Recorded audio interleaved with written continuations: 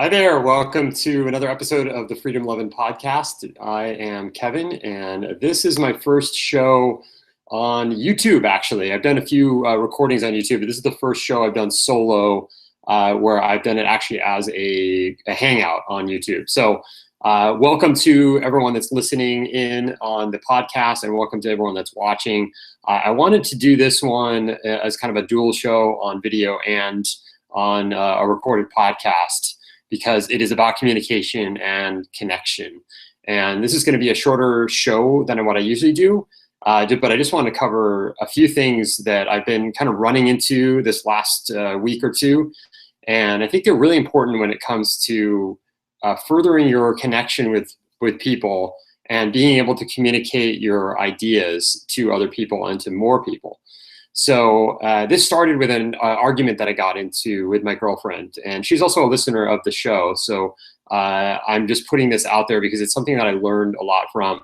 We ended up exchanging a lot of messages on Facebook and on email, and just about every single one of those messages, and however long they were, and however much we both wanted to connect with each other and explain ourselves and to really communicate what we were thinking, they just didn't. It just didn't work. And either way, like I wasn't able to, no matter how I wrote it, it wasn't received in the way that I was wanting it to be received. And the same thing happened with her to me. It was really a challenge. And so we were going back and forth and just getting nowhere. And so we had a face-to-face meeting, and it was 100% better than what we had done over all these messages. And we made so much progress, and in just a short period of time, face-to-face. And I think it helps, the face-to-face helps with eye contact, holding hands, things like that, that really, it allows you to feel connected. Whereas if you're just reading words on a screen, no matter how empathetic that person is trying to be, it is so hard to imagine that is as human as it is. It's just words on a screen. So you can kind of put anything you want onto those words. And it's really easy when you're in kind of an argument or a fight to start to kind of basically demonize the person, or maybe not, maybe that's a little bit harsh, but maybe you are kind of creating the enemy imagery, like they say in nonviolent communication, with that person because of something that they said in the email that it just didn't sound right. So that can go really astray. So this has come up now, not just with that discussion or argument, but also with business. And I've been thinking a lot about this idea of what's changed online in terms of how people do online businesses, and how this is part of it is people are looking now for more of a connection and more of a community online, rather than before, like over, between like the time you could use your credit card online and maybe a few years ago, you could just put up an ebook or put up a course or put up something and have it, people just buy it, and you could make a lot of money doing that, or even enough money to get by so that you can do other things and have the money come in while you sleep and things like that. But that has changed. And we had a meetup last night, or an event last night with SoCal Marketing Club. I mentioned this on we talked a lot about it on the last podcast with Renee Benuelos. And you can actually also see that on YouTube. And it's number 85 if you're on either iTunes or Stitcher for this podcast. But we talked about this idea of connection and community, building community, and that's where everything has gone. And so if you're doing business online and you're not really aware of this, or you're kind of operating in the old way of doing things, which is just, creating content, creating a product, putting it out there and waiting for people to buy, then you're going to be missing out, because this is where everything is going. And so that takes me to blog posts. So blog posts have been traditionally kind of what people say, like when you get started online, what should you do? Start a blog. That's the automatic thing. And so I always kind of questioned that. I mean, I didn't do a blog for a really long time, even though I like writing. I just was kind of not something that I wanted to do. But then I finally did, and I got into blogging for a little while.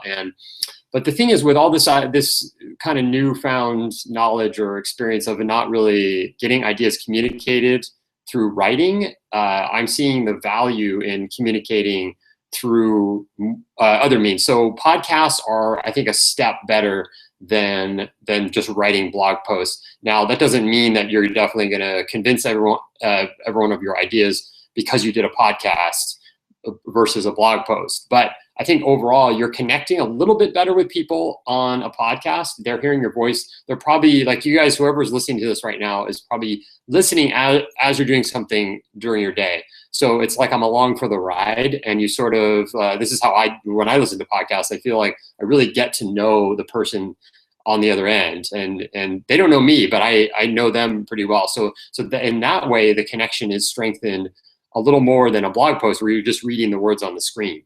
And also, there's a guy named James Altucher, I think I mentioned him on this podcast, that he's a really amazing writer, and he has a way of connecting with people that I haven't seen with too many others. But if you're that good, I think you can do blog posts and do blogging and really connect with people and create a business out of that. I don't think that many people are that good at writing that they can do that. But if that's your strength, if you're a really good writer, or if you want to just practice and get good at writing, then maybe that's a way to go. But I think that there's more that can be done. And I think that the real life human interactions are obviously, that's the best way to communicate any ideas and any kind of business, anything you're trying to sell. The one-on-one or group interactions, or giving a talk to people. Like last night, I gave a talk at the SoCal Marketing Club event, and I got to talk to people then one-on-one after, and I felt like there was a lot more connection going on than if I just put up even the podcast on the same thing that I talked about. Unfortunately, we did not get that event recorded, even though it was supposed to be, and it was partly my fault for not making sure that happened. But anyway, this is a lot of the stuff I'm talking about now is related to what I talked about last night. So you're getting it more kind of condensed here instead of having to sit through an hour-long presentation. So selling your ideas much better in person. The next would be YouTube, like doing it on a video, and the next would be podcasts, I think, and then the next would be writing. So, and that's not to say, I mean, there's been some amazing books out there, and I love books. I love business books, obviously, and there's so many good ones out there, and there's so many ideas that you can learn so much from. And so I'm not discounting the idea of books at all, but how many books out there have really had impact on people? There's definitely a few, but for the majority of books out there, people will read them and they maybe take a few ideas away from them, and then that's kind of it. And they're not really remembered for very long. Maybe there's 100, 200 books out there that people can look back on 10 years later and say, wow, that was really an amazing book that changed, so many lives. But think of how many interactions people have, and how powerful that is, and how someone goes to like a seminar, and maybe it's like a Tony Robbins seminar, maybe it's somebody else, but they have profound changes, they have a profound impact on their lives.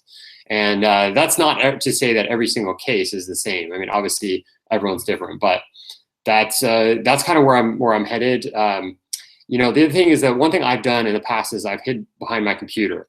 And I want to change things in the world, and I want to create things, and I want to communicate ideas to people.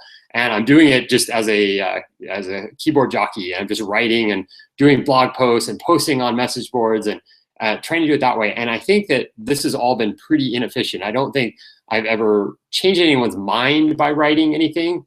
And so I think that that's where the change is happening here. Is I think that there's a lot better ways to do this. And, I've spent, when I found out about doing business online, I was like, wow, that's amazing. I can sit behind my computer. I don't have to talk to anyone. I don't have to interact with anyone. I don't have to go to meetings. I just can put the stuff out there and wait and not have to even think about it. That appealed to me so much. But as I moved forward and I've seen the power of this getting together in person, and then the power of podcasts and YouTube videos and things like that, I'm so much more into it. I'd much rather do that. So I've got some ideas there, and I'm going to talk about that in a second. But the reason that this is so important is that people crave connection.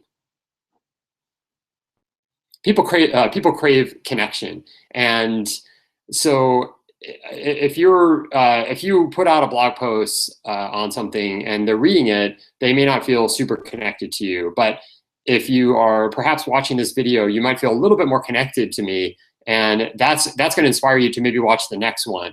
And so people complain. You hear that complaint a lot, like, oh, everyone's always on their phones, and everyone's like sitting on their computers and looking at Facebook, and nobody's connecting anymore. And then there's this picture that went around, I saw it on Facebook, about, it said, oh, everyone's, this new modern technology is making everybody more antisocial. And they have a picture of these guys in like the 1950s or something. They're sitting on a train, and they've all got their newspapers, and they're just looking at their newspapers. So it's like nothing new. I mean, this is nothing new that people are distracted, but at the same time, like, there's a reason why Facebook is so popular. I mean, that is something that is, because they are trying to get a connection, they're trying to connect with other people, that it's not because they're necessarily trying to zone out and not be a part of society. But so that's why, you know, Facebook is no matter what happens, it's going to be here for a while, because it's got that appeal of connection. So I think that is really important to keep in mind as you're doing business, that Facebook is where people are. That's where most people that are buying are. So you want to try to reach them where they are, and that's a really important point to keep in mind as we move forward in this new era of technology, and how we can actually connect with people on Facebook and create communities and create connections and things like that. And if we have something to sell them, then it's much easier after, or as we're doing that, as we're building this community, building this tribe. And so ideas, again, just want to say it again, ideas are communicated best in person. But the next best thing would be to communicate over like a Hangout or a video or something like that. So an example would be, there's a guy named, I mentioned him before, Stefan Molyneux. He does Free Domain Radio podcast. He does all of his shows on, not all of his shows, but he does a lot of his shows on video when he's really wanting to make a point.